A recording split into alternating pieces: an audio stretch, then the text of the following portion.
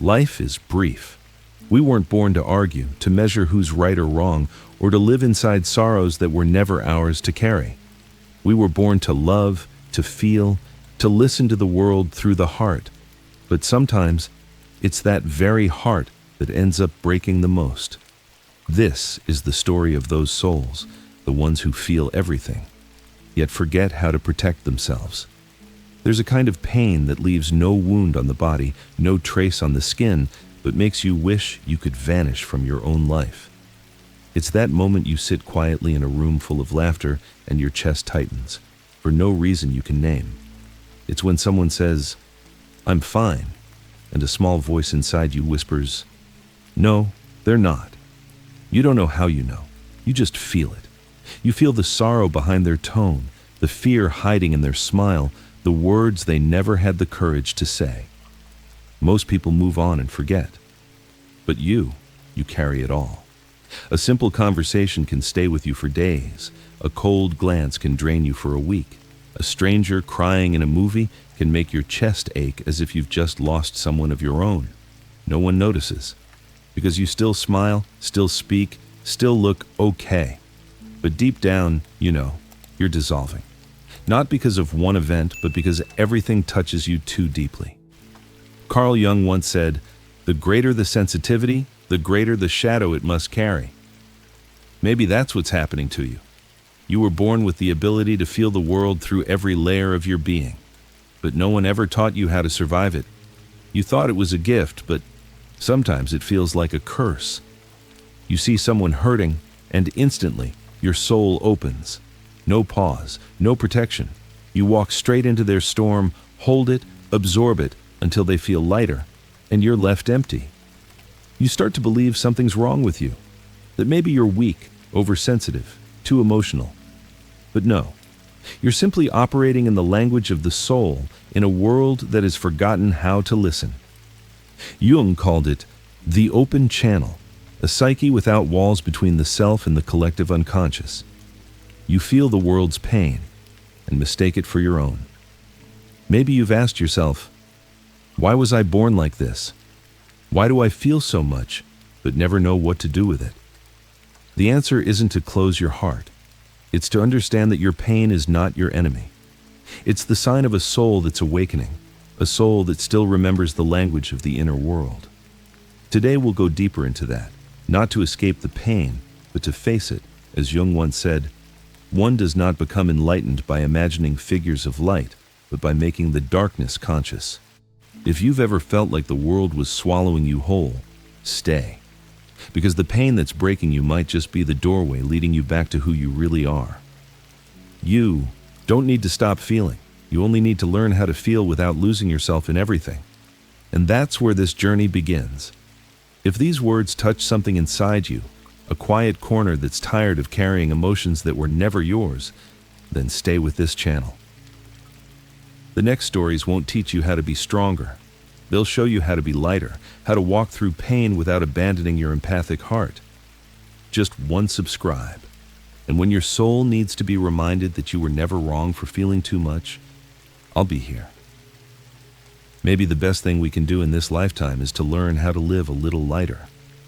Stop trying to calculate everything. Some people, some events, some endings were never meant to fit inside your logic. No matter how much you worry, you can't control the current of life. So instead of tightening your grip to understand it all, try to simply be present. Feel life with your heart, but don't let that heart become a shelter for every sorrow in the world. Because in the end, we only get one life. And the true journey of the soul is not to avoid pain, but to learn how to walk through it consciously. You may have thought your pain began with other people, with relationships that broke you, with betrayals, misunderstandings, disappointments. But if you look deeper, truly deeper, you'll see your pain didn't start outside you. It began with connection. With that moment, your soul opened too wide, and the boundary between me and them began to blur. Carl Jung called it the merging of psyches, the blending of unseen worlds. He believed some souls are born with a doorway already open between the inner and the outer world. When they walk into a room, they don't just sense the atmosphere, they absorb it. Jung wrote that every soul is a fragment of the collective unconscious, the deep reservoir that connects all human beings through invisible threads. Most people hear only faint echoes of those threads, but an empath hears them clearly, like a second heartbeat inside their chest. You don't just feel other people's emotions. You feel the field around them. You read the subtle vibrations in the air, and sometimes you even sense what's about to happen before it does. Jung once said, "Between what is conscious and what is unconscious, there is a bridge. Some are born as that bridge. You are that bridge. But to exist between two worlds is to live without solid walls. And that is the cost of such sensitivity.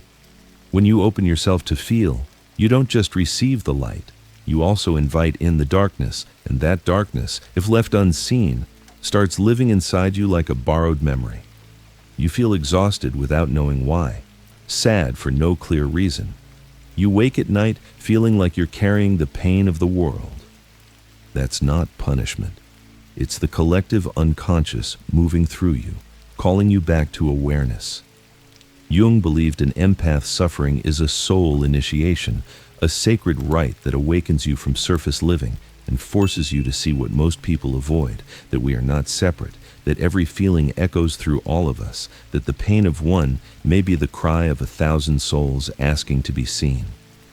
So the empath is not merely sensitive.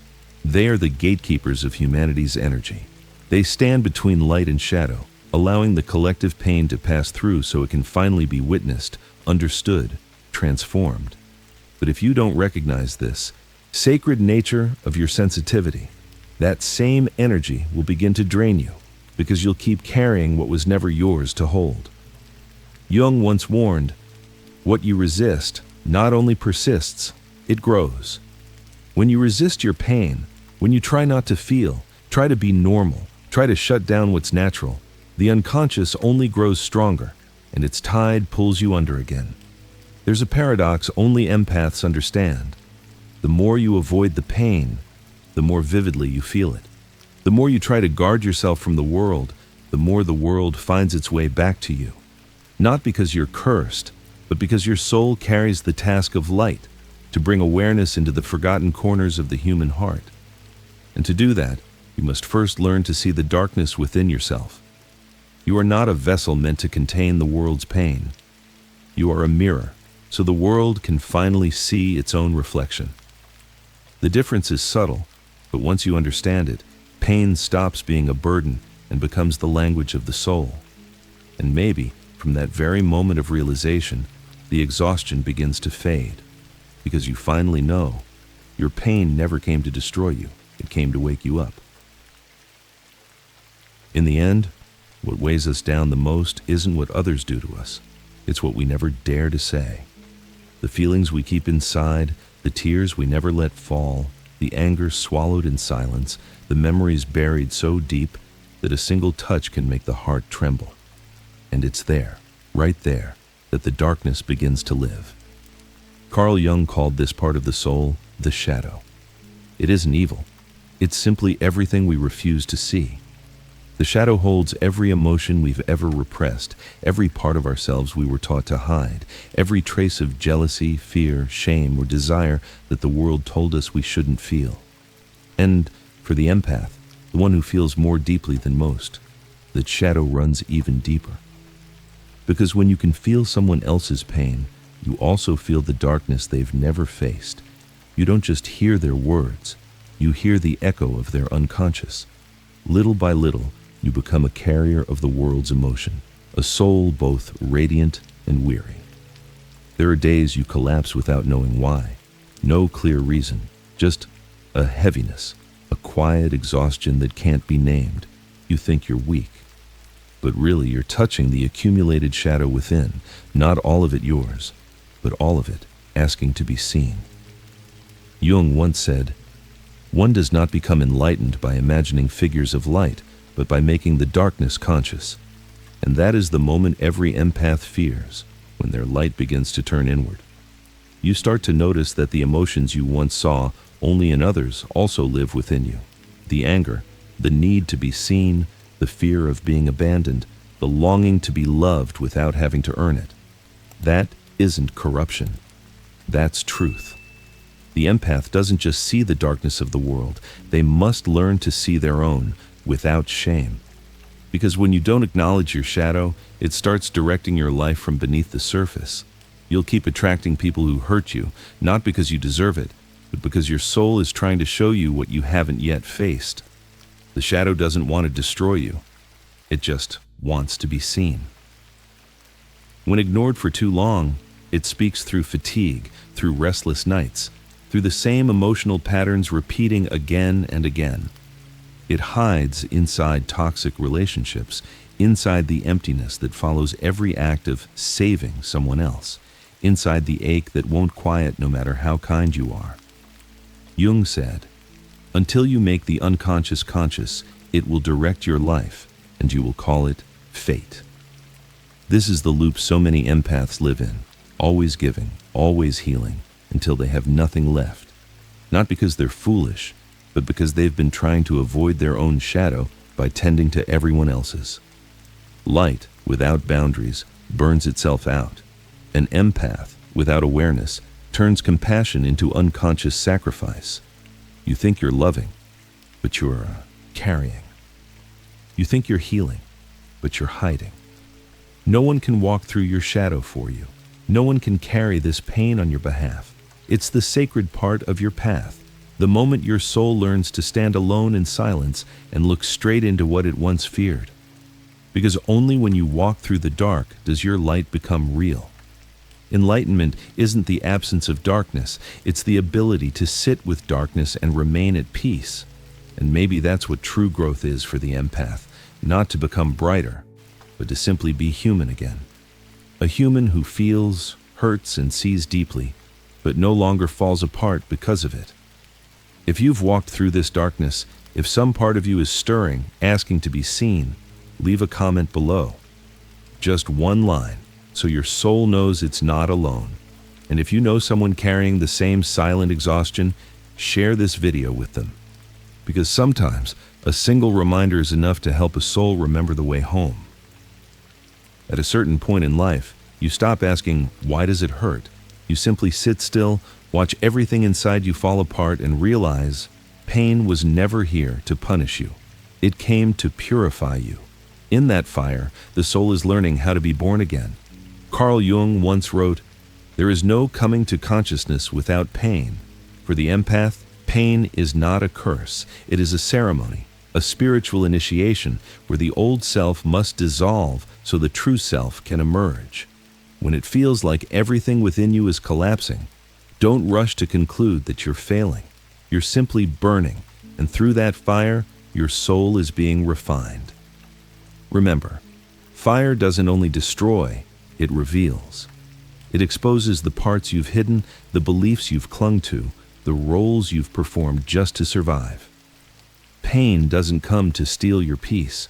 It comes to return you to your essence, a place with no fear, no pretense, only truth.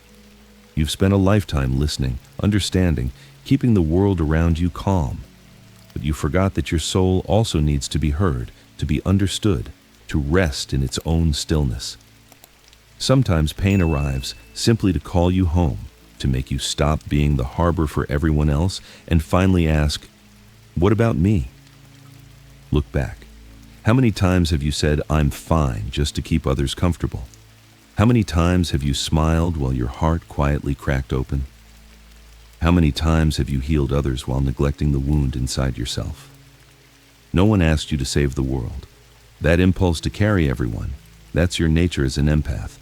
But it's also the flame that burns you out. Jung once said, "Only the wounded healer can truly heal." But healing doesn't mean you must always be strong. Sometimes healing means having the courage to sit down, to cry, to let the fire move through you without running away. That's not weakness. That's courage.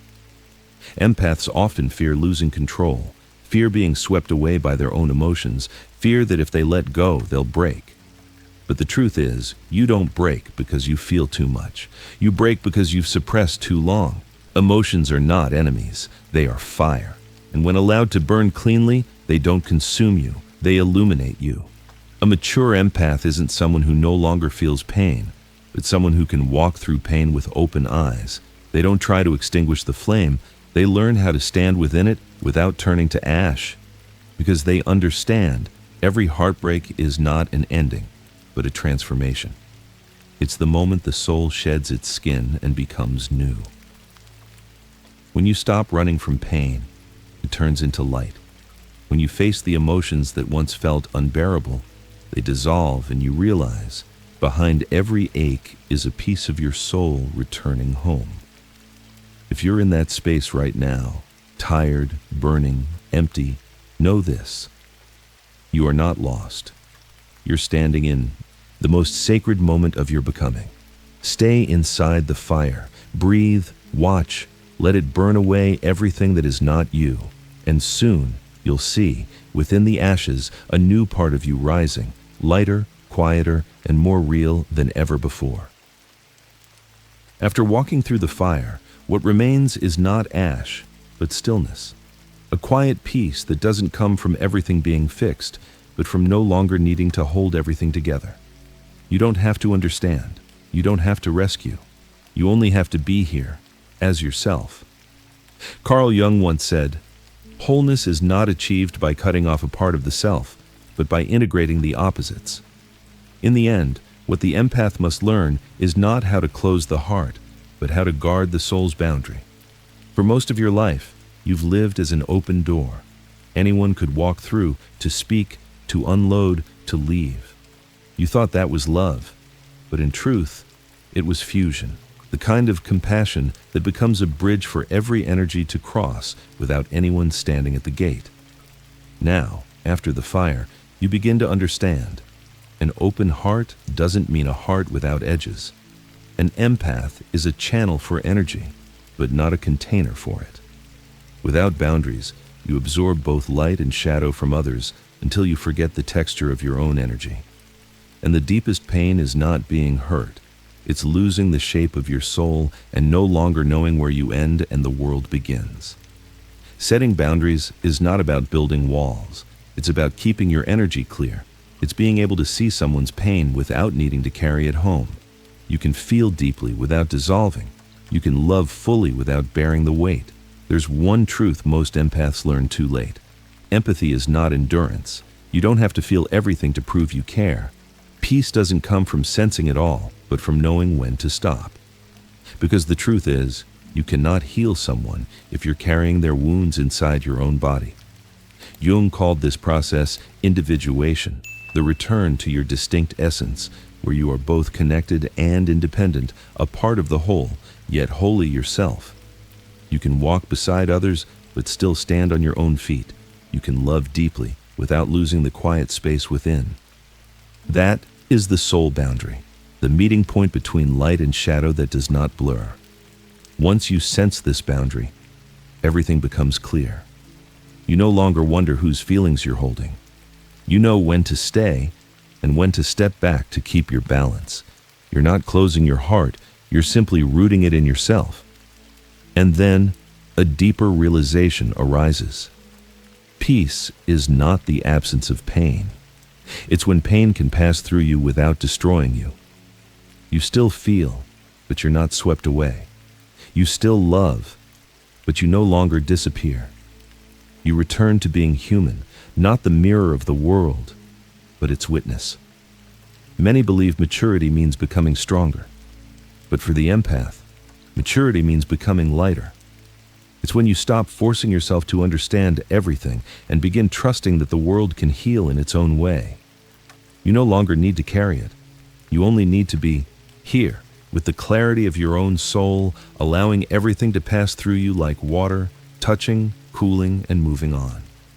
When you live like this, you stop fearing the brightness of light or the depth of shadow.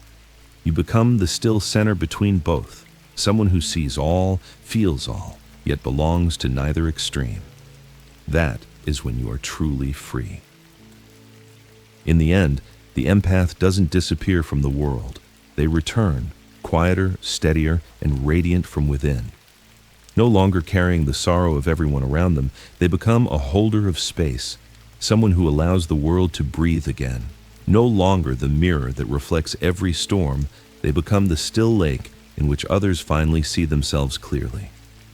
Carl Jung once said, "The privilege of a lifetime is to become who you truly are." That is what happens when the empath completes this journey. They don't outgrow their sensitivity. They grow into it consciously. They still feel, but no longer absorb. They still love, but no longer lose themselves. They still listen, but know when to fall silent to protect the rhythm of their own breath. Once, every sadness felt like a wound. Now it feels like a wave. It arrives, it touches, and it moves on.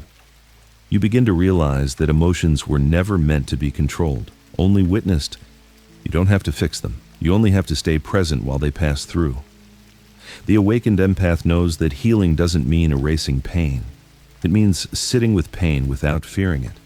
You no longer search for answers outside yourself because you've learned to trust the whisper within, that quiet voice.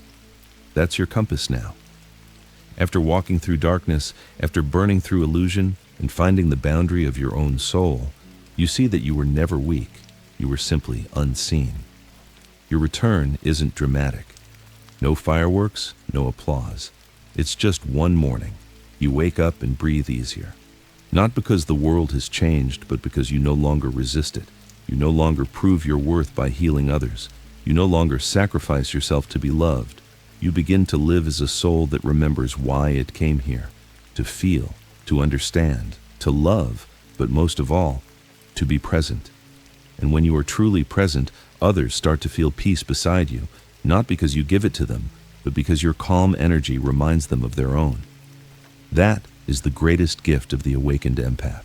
They no longer need to save anyone, because their presence is the light itself. If you've come this far, pause for a moment and notice you are different now, lighter, clearer, closer to yourself than ever before. And if these words touch something in you, leave a comment below.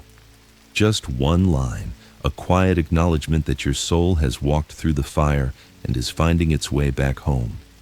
If you know someone still lost in the exhaustion of their empathy, share this video with them. Maybe they just need to remember that the empath was never destroyed by the world.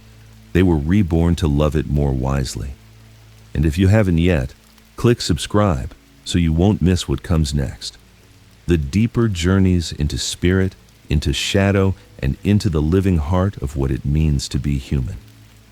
Because sometimes, one story is all it takes to help a soul remember the light it carries within.